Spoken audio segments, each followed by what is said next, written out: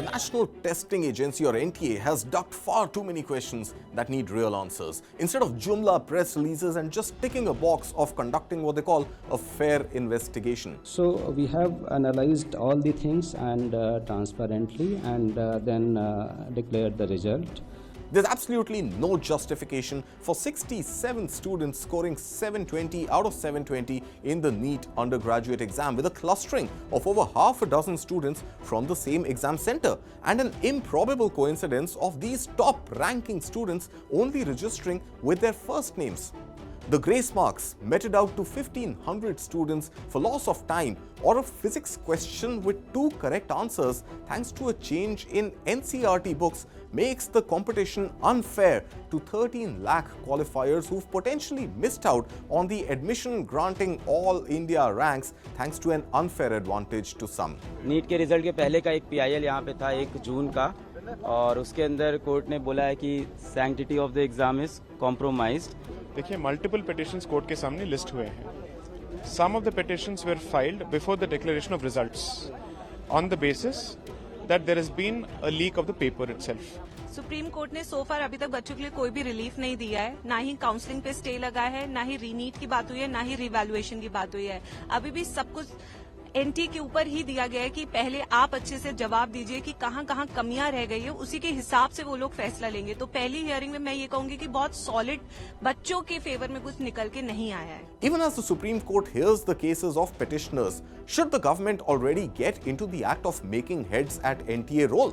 The NTA reeks of misgovernance that not only impacts the lives of these 13 lakh qualifiers of NEET who will now struggle to find admission, but even the millions of lives that will probably be at risk if students using unscrupulous means end up as doctors wielding scalpels, knives and scissors in the future.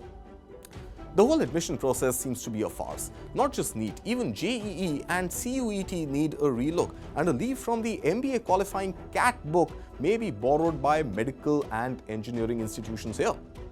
While NEET could serve as a mass elimination tool, it should no longer serve as a guarantee to admission in medical colleges. It should just be the first step towards knocking on the doors of admission offices. Top-ranking NEET students, after filling in a priority college for admission, should also be made to undergo a personal interview at colleges, but this time conducted by a board constituted by the institutes themselves. Any discrepancy between the students' overall academic scores in the school in a +2 level as well as the NEET score like the one reported this year will also get evaluated holistically at this stage, along with a real human interface that can test the real ability and aptitude of the qualifying student. Now, the National Defence Academy or the Common Defence Services exam has a UPSC cutoff plus a Service Selection Board or SSB to ascertain if a scoring candidate has officer-like qualities. Why can't great medical institutions also evaluate doctor-like qualities for NEET rank holders? Yes, the process will take a few weeks longer and chances of students influencing the decision of selection board members will come into question. But remember, these NEET rank holders would anyway qualify for seats even in the absence of selection boards. So another filter, given the abysmally low numbers of admission seats at premier institutes, will only act as a fail-safe.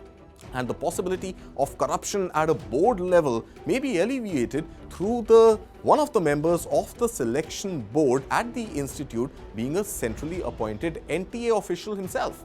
Students may disagree that another qualifier round will make life more difficult for them. Rightly so. But what India needs is real doctors and not paper tigers with an unethical approach to life, a lab coat and a real patient who eventually depends on them.